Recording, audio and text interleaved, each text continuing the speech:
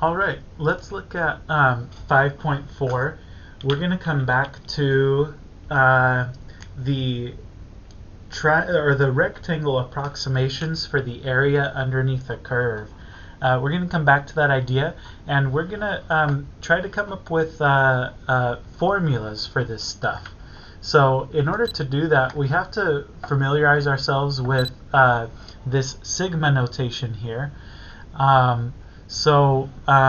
The way that this works is that this is the Greek letter sigma. It's a capital sigma, and it stands for sum. So sigma for sum, S-U-M, sum, which means you're going to be adding up some stuff, right?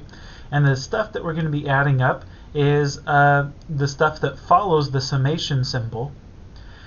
These numbers down here tell us where to start and where to stop, okay? So this number tells us where to start, this number tells us where to stop, and k is just the index. It's just a dummy variable. Okay, so if you have this, we would read this the sum of f of k, right? Starting at m and ending at n. So what that means is we would do f of m plus f of m plus 1 plus f of m plus 2 and so forth, all the way until we get to n. And I realize that that's all very abstract, so I have here 6 examples to show you, to get you kind of to give you the idea. Okay, so let's evaluate some sums.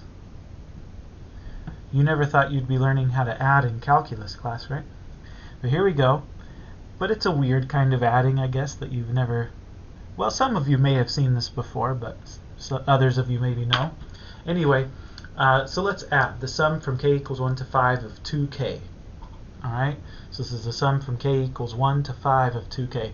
So what this means is we're going to take turns replacing k with numbers, with whole numbers, starting at 1 and ending at 5.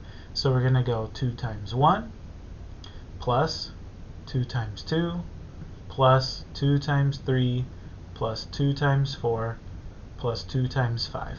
Okay, we're starting at 1, we're ending at 5, right? Starting at 1, ending at 5. And that's that. You know, you can work this out. You can punch this into your calculator and see what you get. So it's 2 plus 4 plus 6 plus 8 plus 10. So 2 plus 4 is 6, plus 6 more is 12, plus 8 more is 20, plus 10 more is 30. So I think you should get 30 here. I'm not so interested in the answer on these, to be honest with you. I'm just interested in making sure that we can do these summations. I'm interested in making sure that you understand what these summations mean. So let's say that we have this thing here. This is the sum from k equals 4 to 8 of k cubed. So that means we're going to take turns replacing k with 4 and then 5 and then 6. And then we're going to stop when we get to 8. So this is 4 cubed plus 5 cubed plus 6 cubed plus 7 cubed plus 8 cubed. Right? And that's that. I'm not going to bother getting the answer. These things can get kind of fun. And you'll see a lot of stuff like of this format, -1 to the k times 2k plus 1. You'll see stuff like this from time to time as you move through calculus. So let's see, if we plug in 0 for k, -1 to the 0 is 1. So it's positive. And then if we plug in 0 here, 2 times 0 is 0, plus 1 is 1. So we just get 1 when we plug in 0. If we plug in 1, we're going to get -1 times 3. So I should say -3. If we plug in 2, we're going to get positive 1 again, right? -1 squared is positive 1.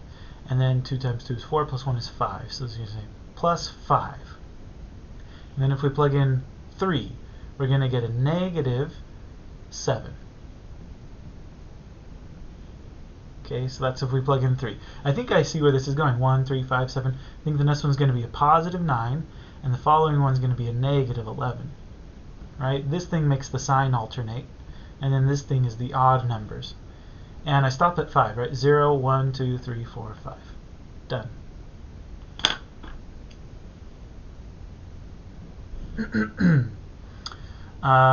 your index variable doesn't have to be k. It could be something else like I.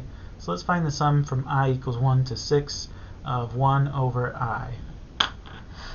And this is the same thing, right? It just means replace the I with whole numbers starting at 1 and ending at 6. So we're going to go 1 over 1 plus 1 over 2 plus 1 over 3 and so forth.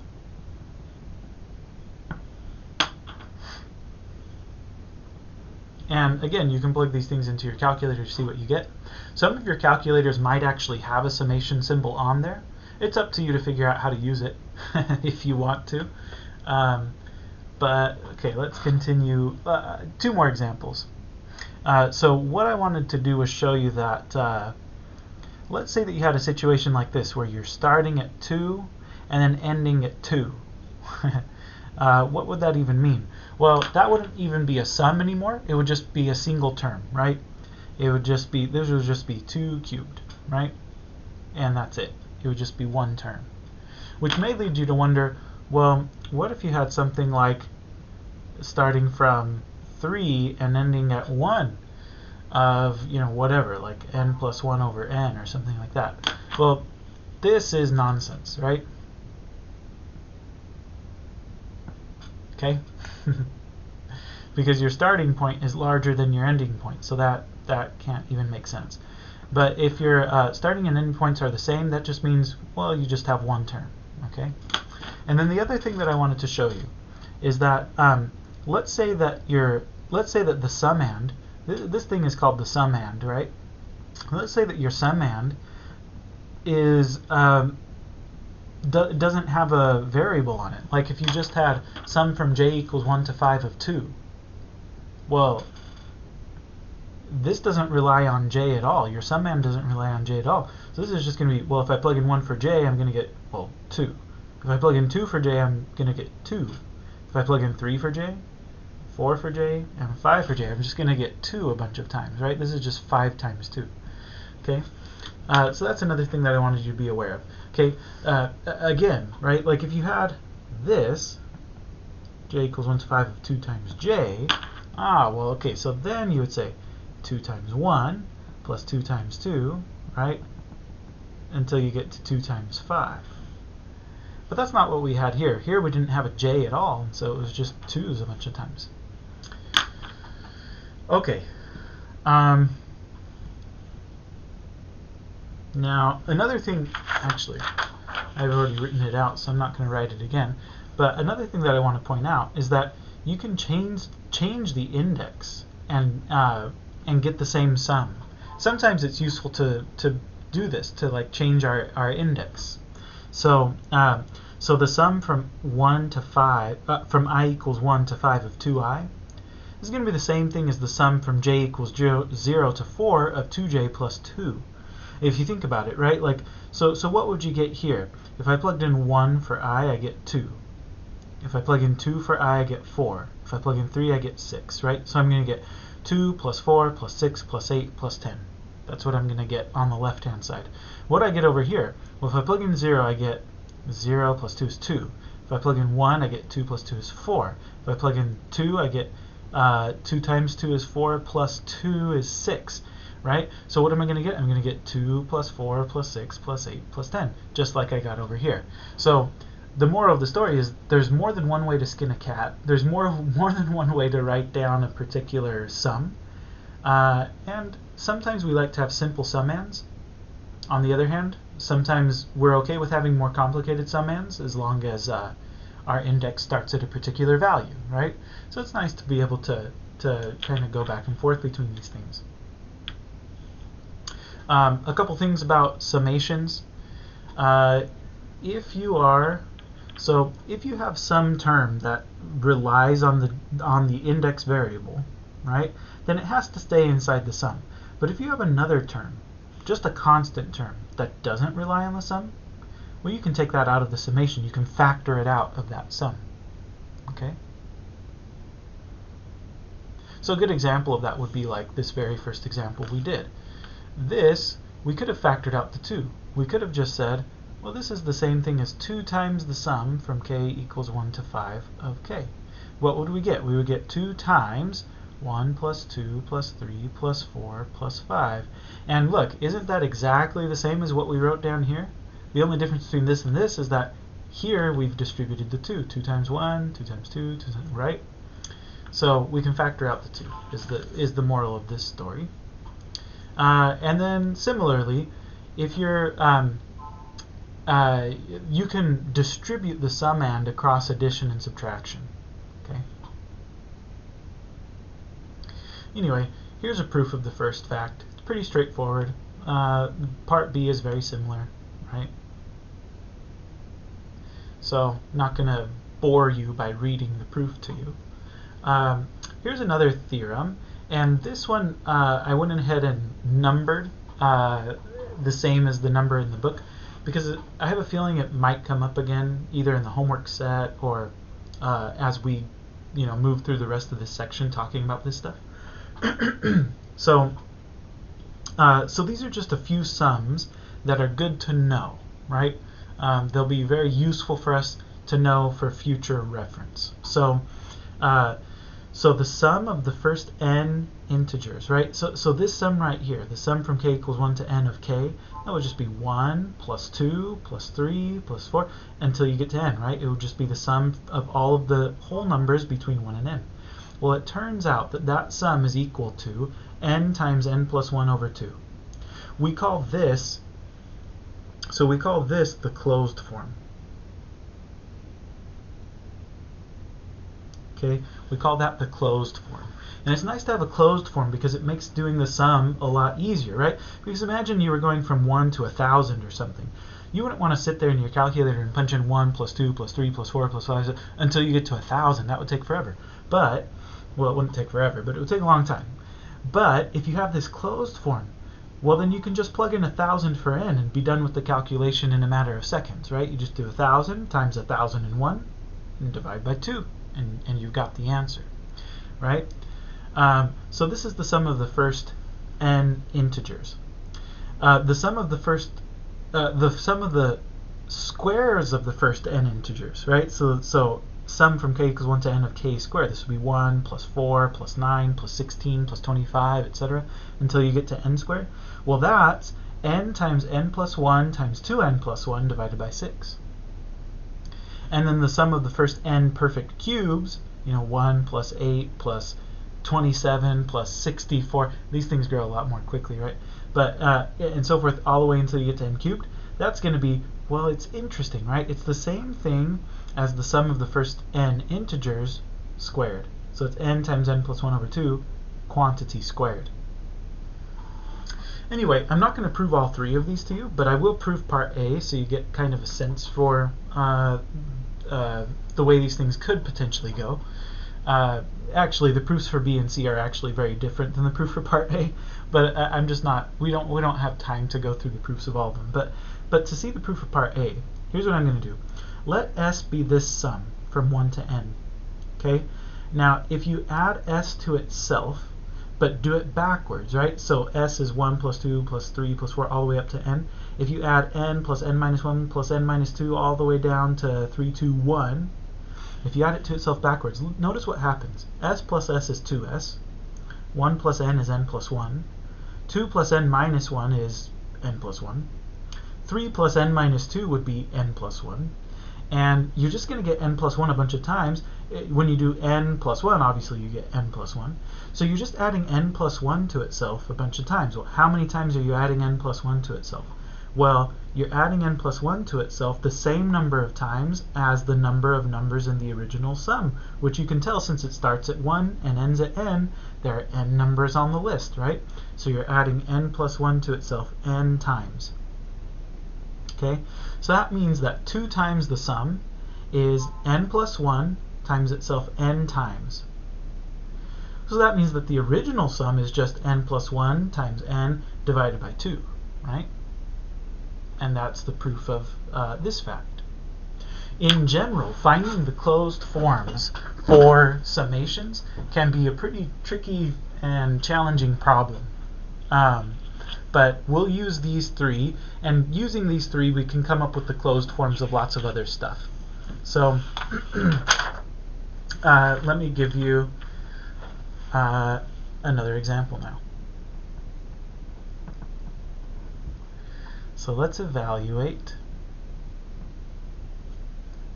the sum from k equals 1 to 30 of k times k plus 1. Now, one way that you could do this would be to do what we did up here, right? Take turns plugging in, starting at 1. You could say this is 1 times 2. And then if you plug in 2, you get 2 times 3. And then if you plug in 3, you get 3 times 4. So it's going to be 1 times 2 plus 2 times 3 plus 3 times 4 plus 4 times 5, etc. until you get to 30. 30 times 30 plus 1, right? So that's one way you could do it. It would take you a long time.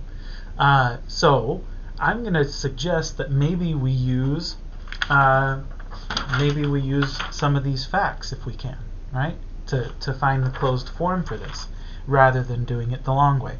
So here's what I'm going to say. I'm going to say, well, this is the sum from k equals 1 to 30. I'm going to distribute the k, and we're going to get k squared plus k. And then I'm going to use the fact that we can distribute the summation across that addition. This is the sum from k equals 1 to 30 of k squared plus the sum from k equals 1 to 30 of k.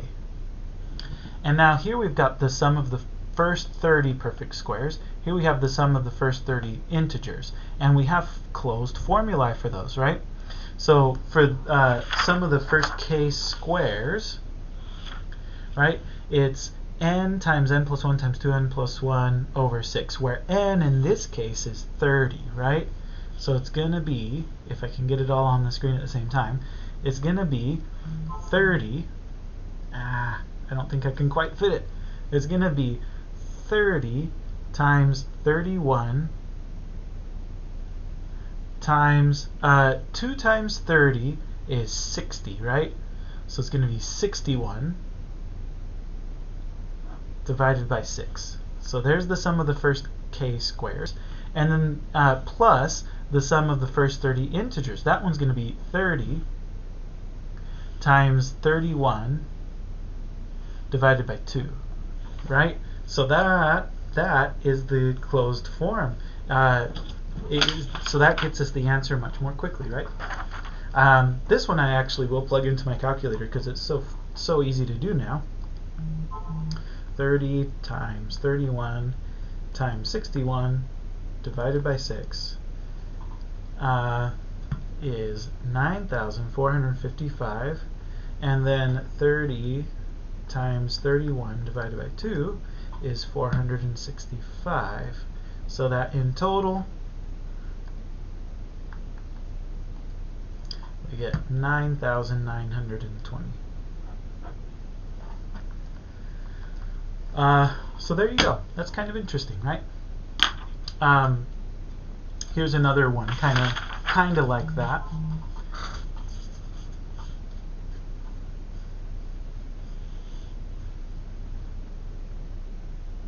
So another one, similar. Let's express the sum from k equals 1 to n of 3 plus k squared in closed form. Right? Notice that we can't actually calculate the answer because we don't have a number up here to stop at, but we can express this in closed form. Remember, closed form, it means we want a formula, right? Like this. So let's see.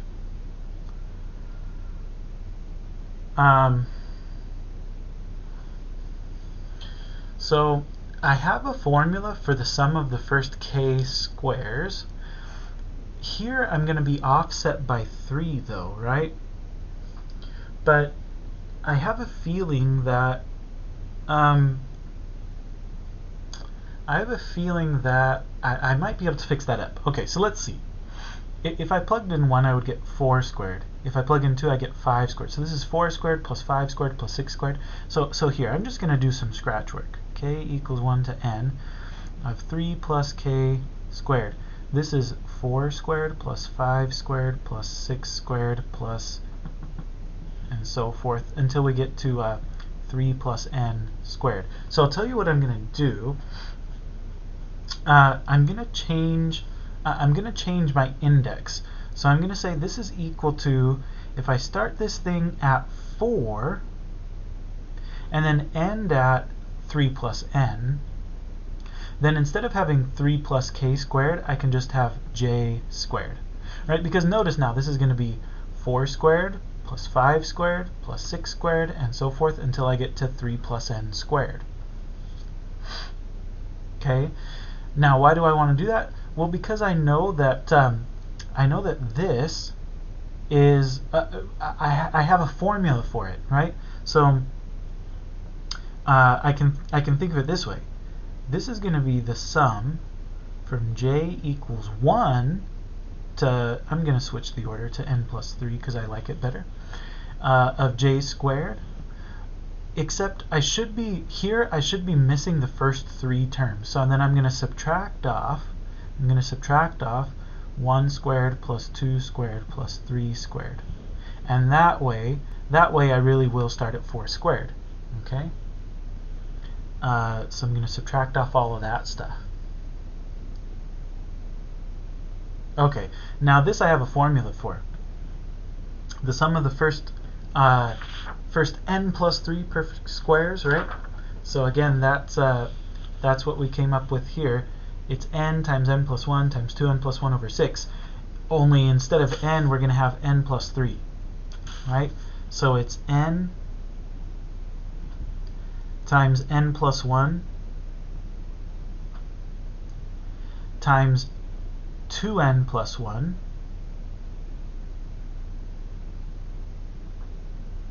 divided by 6 minus 1 plus 4 plus 9. So 1 is 1 squared. Yeah, 1 plus 4 is 5. 5 plus 9 is 14, right? Okay. There's your closed form. We can simplify it a little, right? N plus 3 times n plus 4 times 2n plus 7, I think is what you'd get. If you really wanted to go the distance, then you could, you could multiply all this out, n squared plus 7n plus 12, and then multiply that by 2n plus 7. I'm not going to bother going through all that work, though. That's good enough for me. So there's a closed form, right? So pretty nice. Okay, so let me check the time. I might split this into 2 lectures. 22 minutes? We can keep going. Okay, so now that we've got summations under our belt, let's remind ourselves that in 5.1, we saw that the area between a function and the x-axis over some interval can be approximated with rectangles. In fact, we never wrote down a formula for it, but this is the formula, right? If f is continuous on a closed interval ab, and if f of x is positive on that interval, then the area under f of x over that interval is given by this formula, right? So let's break this down. So this is the limit as n approaches infinity of the sum from k equals 1 to n of f of x of k star times delta x, where delta x is the width of each rectangle. So delta x, it's the width of each rectangle. If you're using n rectangles to approximate your area, notice that the width of this interval is b minus a, and if you're dividing that interval into n rectangles, then you do b minus a over n. That's going to be the width of each individual rectangle. Okay, so delta x is b minus a over n. That's the width of each rectangle. And then x sub k star, that's going to represent any point in the kth sub-interval. So a picture is worth 1,000 words. Let me draw you a picture. So let's say that you had some crazy function or whatever, and let's say that maybe a is here, and B is there. And you split this into a certain number of triangles in order to approximate the area, right?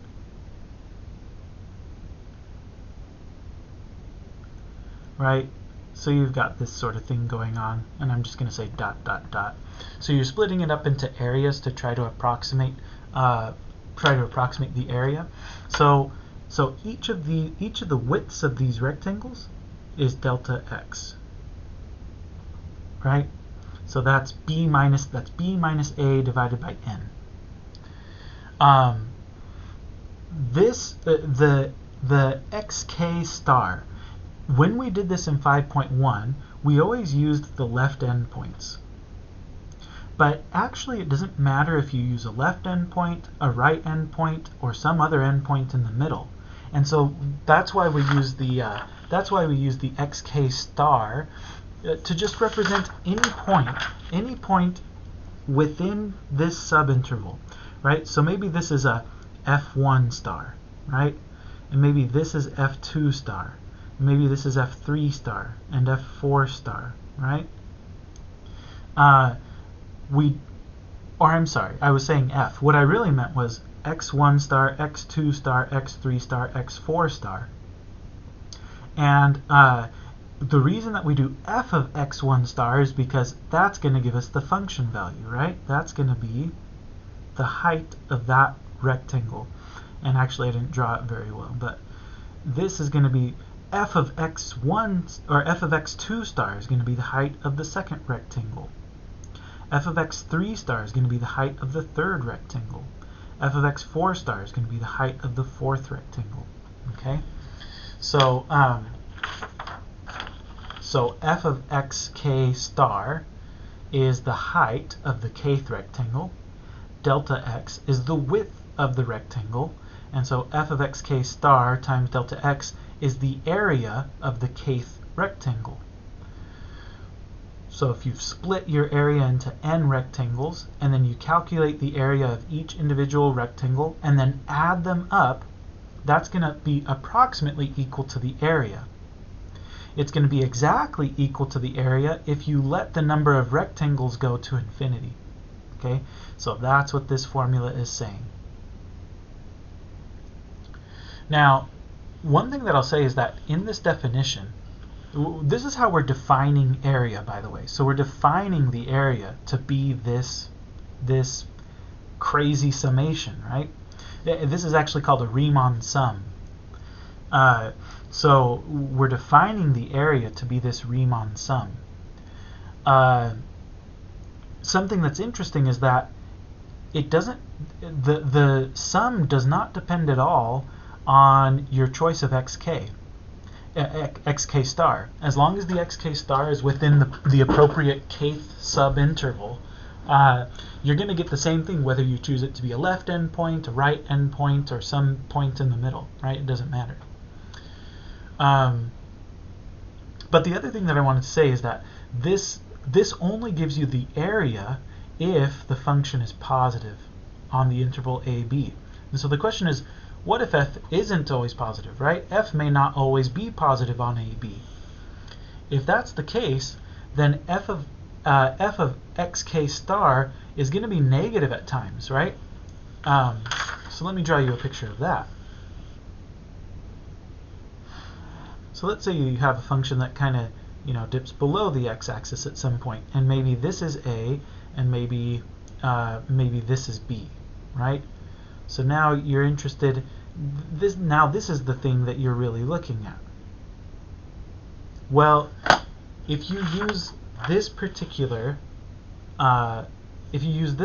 summation, okay, it's not going to give you the area, because the area would be this region plus this region. But what this is going to calculate is this is actually going to calculate this region minus this region. And the reason it's going to do that is because your f of x sub k stars here, they're going to be negative, right? They're going to give you negative values. So if you wanted to find the actual area, what you would have to do is chop this right there, calculate this, and then calculate this, make it negative, right? So take the absolute value of it, I guess I should say, would be a better thing. So you calculate this area, calculate the absolute value of that, and then add them together. That would give you the true area. But if you don't do all of that work, if you just use this formula, then what you get is something that we'll call the net signed area. Okay, so to review, if f is always positive, then this thing gives you the area. But if f is not always positive, if it's positive and then negative or whatever, then this thing will give you what we'll call the net signed area. Okay, and we'll talk about this a little bit more in future sections. Okay, but what I want to do now is practice using this formula to find areas. Okay, to find areas, to find exact areas, and also to approximate areas. So let's do it.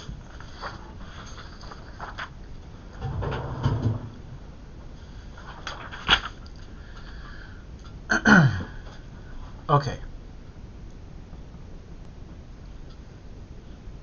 So this is example 4. Let's find the rectangle approximation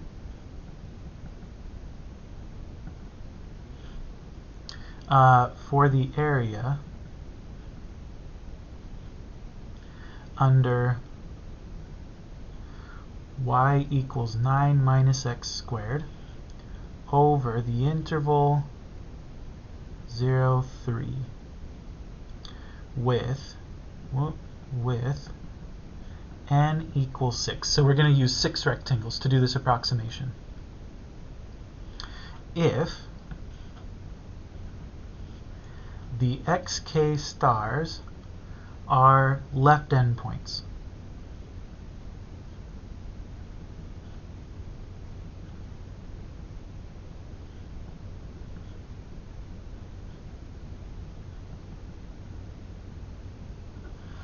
okay.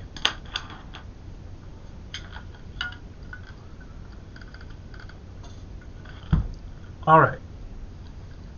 So it might be worth rewriting the formula, right? The area formula. So A is approximately the sum from k equals 1 to n of f of xk star times delta x. It's exactly equal if you let n go to infinity.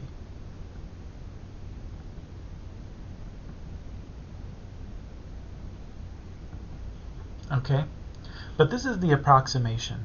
And by the way, delta x is b minus a over n. So we can take care of delta x pretty easily, right?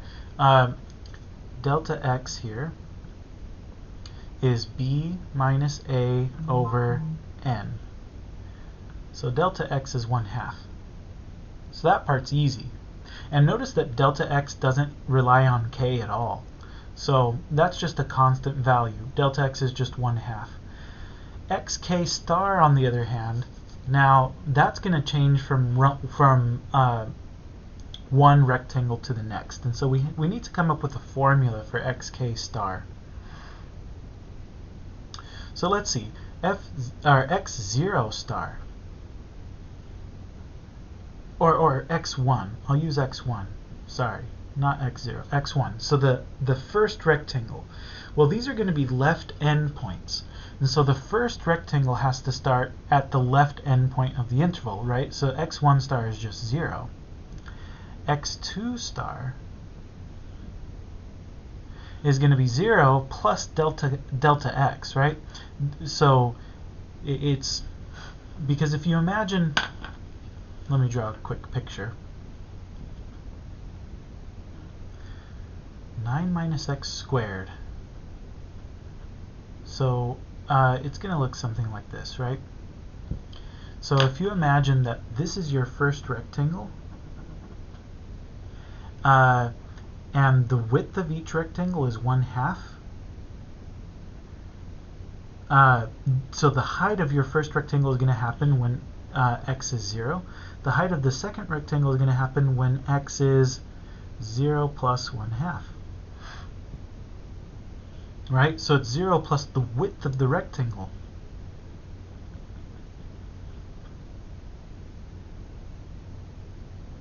Okay, so x3 star is going to be 0 plus, well, you could say 0 plus 1/2 plus 1/2 again, right? So that you get where the next endpoint should be. That 1/2 plus 1/2 is 2/2, or 1. I'm going to write it like this, though, and I'm going to go back and fill this in and say this is 0 plus 0/2. How about that, right?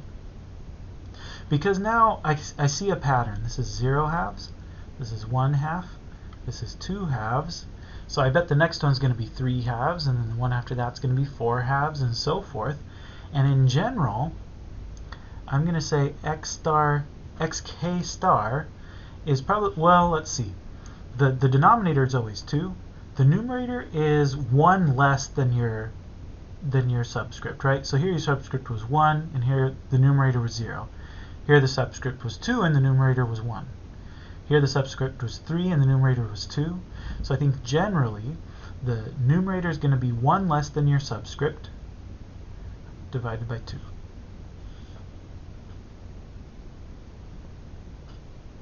Okay, so this isn't totally necessary. You don't have to get this formula, but I think it's kind of useful. I think it's useful for what's coming later, I guess. So let's add things up then. We've got k equals 1 to n of f of x k star delta x. Well, that's going to be the sum from k equals 1 to 6, because we're using 6 rectangles. F of xk star is going to be k minus 1 over 2. We have to plug that into the function value, right? So it's going to be 9 minus k minus 1 over 2 squared, okay, times delta x. So times delta x, 1/2. Okay, you could clean that up a little bit. You could take out the 1/2, for example. So this is going to be 1/2 times the sum from k equals 1 to 6 of 9 minus k minus 1 squared over 4. That's about as clean as it's going to get, I think. But anyway, to find the actual numbers now, you just take turns plugging in 1, and then 2, and then 3 for k, right? So you're going to 1/2 times. If I plug in 1, I get 9. 1 minus 1 is 0. So it's just 9. If I plug in 2, I get 2 minus 1 is 1. 1 squared is 1, and 1 divided by 4 is 1/4. So I get 9 minus 1/4. Oh, goodness.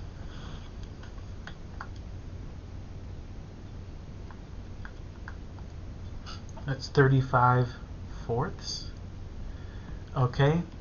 I'm just going to punch the rest into my calculator. 9 minus, where am I? 1, 2, 3 minus 1 squared over 4 is 8. If I plug in 4, then I get 27/4. If I plug in 5, I get 5. So I have 1, 2, 3, 4, 5. And then if I plug in 6, I get 11/4. And now if I want to see what the answer is, I can just add those things up. I can do 1/2 times 9 plus 35/4 plus 8 plus 27/4 plus 5 plus 11/4. And that comes out to 161/8. So there's my approximation for the area. Okay. If the xk stars are left endpoints. Well, what if they're right endpoints? So let's do the same function, this time using right endpoints.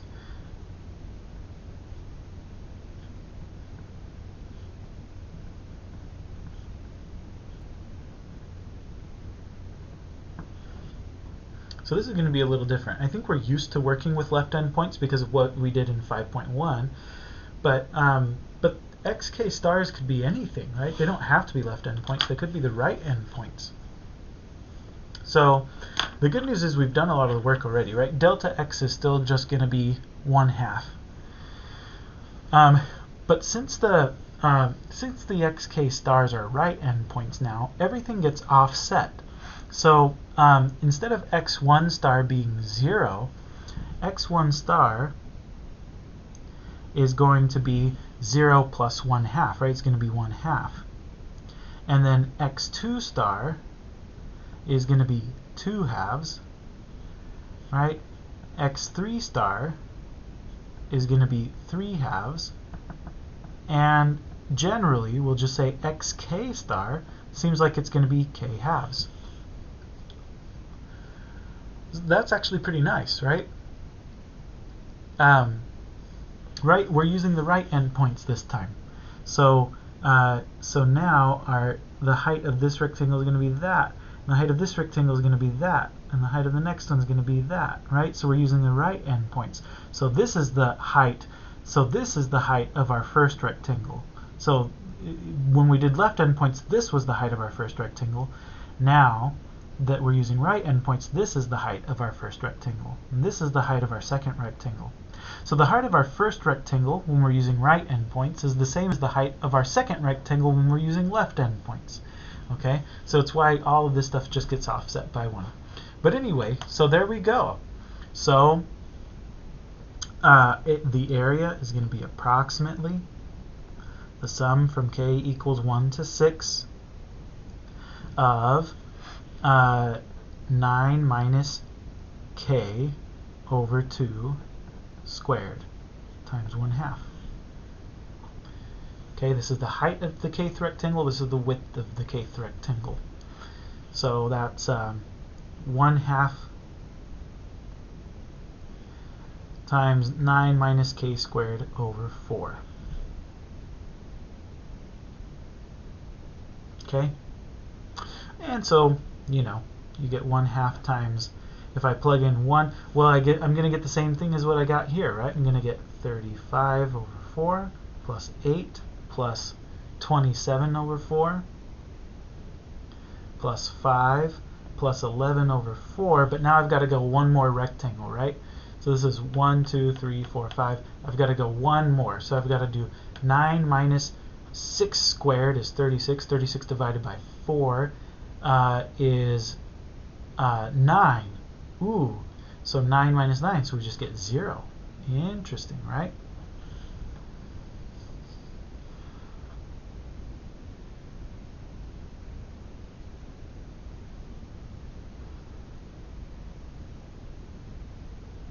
Yeah, that makes sense, because it's 6 rectangles. Yeah, and the x-intercept happens at 3. Okay, yeah, that makes sense. So there you go. So what is the approximation now? It's going to be all of this stuff except for we're missing the 9 in the front. So it's going to be 125 over 8.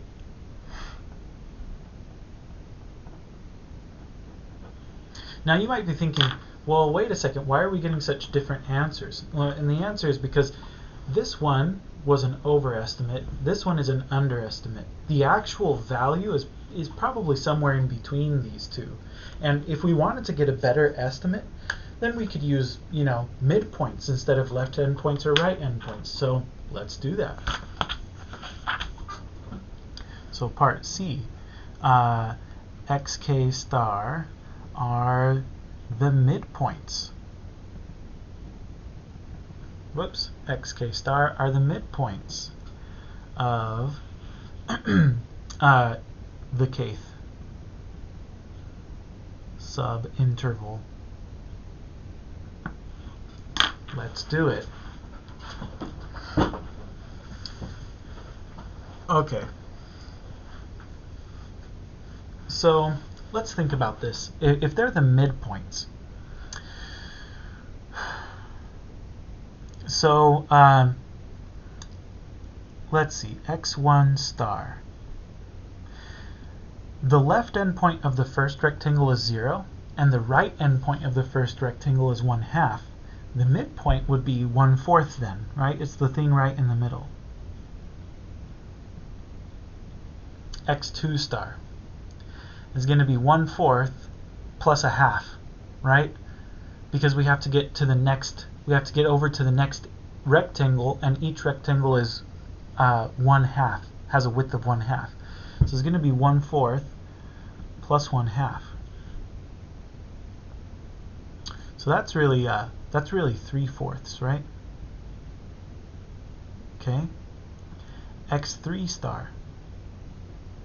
Well, it's going to be 3/4 plus a half. That's really 5/4, right? So that's interesting. We're going 1/4, 3/4, 5/4. I think generally xk star, it looks like we have the odd integers in the numerator and then 4 in the denominator. So the denominator is easy, right? What about the numerator? How do we get the odd integers? Well, if I double the index, here I would get 2, 4, 6. The numbers I'm looking for are 1 less than that. So if I double the index and then subtract 1, I get 2 minus 1 is 1. Here I get 4 minus 1 is 3. And here I get 6 minus 1 is 5. So it looks like that's the winner. So I need to double the index and then subtract 1. Okay? And that'll do it. Since that's x sub k star, then f of x sub k star is going to be, remember f of x is 9 minus x squared, so this is going to be 9 minus x squared. Or if you like, you can call it 9 minus 2k minus 1 squared over 16. But in any case, now we can say the area is approximately the sum from k equals 1 to 6 of f of x sub k star, that's this 9 minus 2k minus 1 squared over 16, times delta x, which is always 1/2, right? Which is 1/2 as usual. And that's that, right? The rest is history. I'm curious to see what we get though. So this is 1/2 times the sum from k equals 1 to 6 of 9 minus 2k minus 1 squared over 16. Goodness gracious. Let's see what we get. 1/2 times. I'm just going to pop this into my calculator. We're going to have 9 minus 2 times 1 minus 1 squared divided by 16. Okay, so that's 143 over 16. If I plug in 2, I get 135 over 16. If I plug in 3, it's 119. If I plug in 4, I get 95 over 16. If I plug in 5, I get 63 over 16. And if I plug in 6, I get 23 over 16. Okay, now let's add those up. I'm going to do 143 plus 135 plus 119 plus 95 plus 63 plus 23 is 578 divided by 16 is 289 over 8. Oh, and then I have to divide by 2 because or multiply by 1/2, whatever. So this is 289 over 16.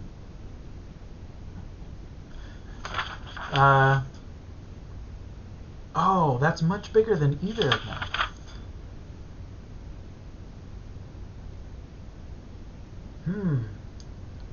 Did I go wrong somewhere?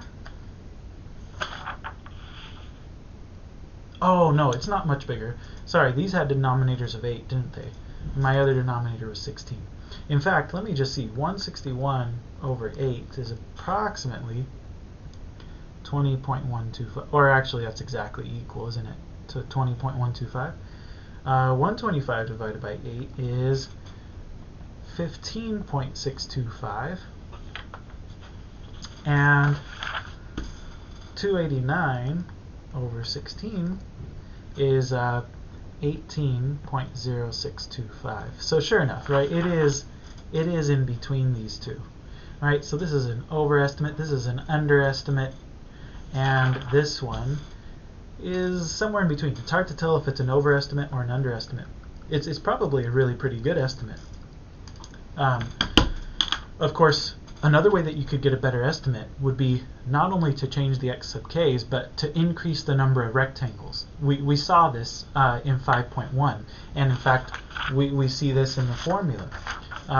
Here we were using 6 rectangles every time, but you could use 20 rectangles or 1,000 rectangles, and the more rectangles you use, the better your approximation is going to be. If you use infinitely many rectangles, then you will be dead on. You'll be right on the money.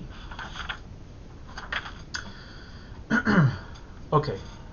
How long have we been going? 50 minutes? Well, I've got a couple more examples to show you. This is just going to have to be a long one, I guess. So I want to show you a couple more examples. Because I want to show you that you can get the exact area. So not just an approximation, right? These were all approximations, but I want to show you you can find the exact area. So find the area. Let's find the area under f of x equals x squared over the interval 0, 1 if xk stars are right endpoints.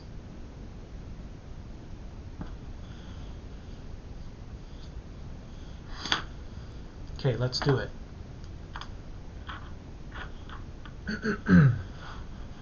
So let's recall, right, the area is the limit as n approaches infinity of the sum from k equals 1 to n of f of xk star delta x, where delta x is b minus a over n. So we could start there, right? So delta x is b minus a over n. In this case, that's going to be 1 minus 0 over n, or in other words, just 1 over n. And I'm not plugging in anything for n. I want to leave this general because I'm going to take the limit as n approaches infinity. So I'm just leaving it 1 over n. So delta x is 1 over n here. Okay. What about the xk stars? So xk stars. Well, let's think. f1 star, if I'm using right endpoints, the right endpoint would be, this is kind of what I'm looking at, 0, 1, and I'm splitting it into a certain number of rectangles, but the right endpoints are going to be these things. So for the first rectangle, it's going to be 1 over n, since the width of that rectangle is 1 over n, right?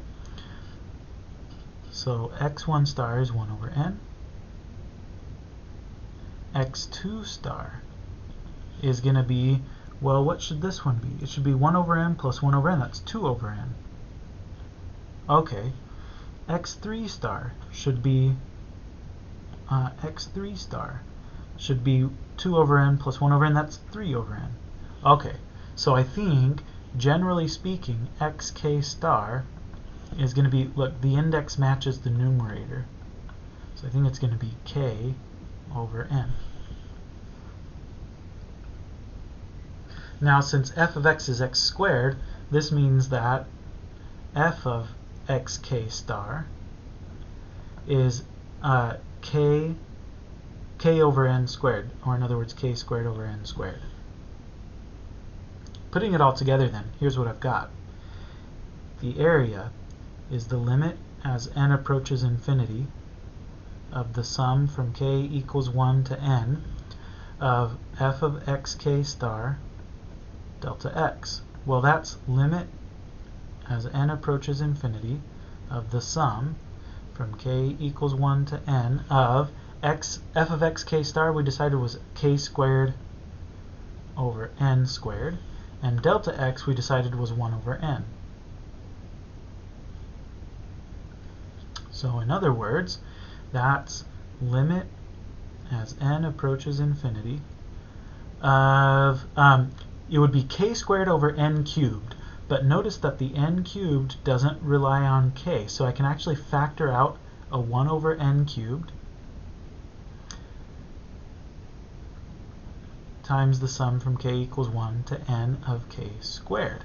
And this thing we just so happen to know, right? It was one of our special sums, right, that we found on when we were looking at theorem 5.4.2. So it's going to be n. So this sum right here is going to be n times n plus 1 times 2n plus 1 over 6.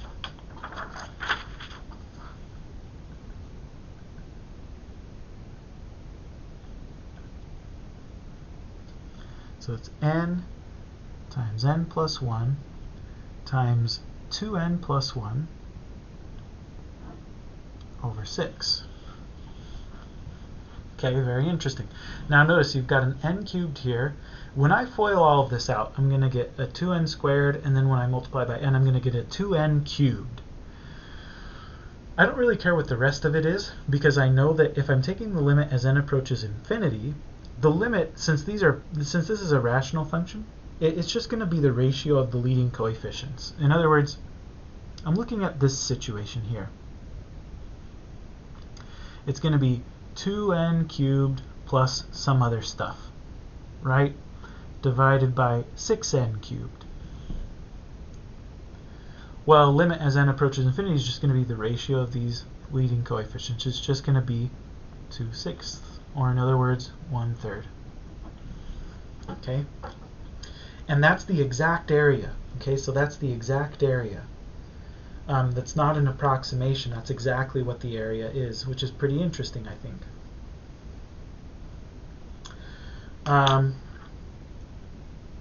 And it doesn't matter that we used right endpoints, because we used an infinite number of rectangles. Okay. So you really start to get an appreciation for limits, right? And like the power of limits, the fact that we can do an infinite sum, you know, using limits is really pretty interesting and really, really useful.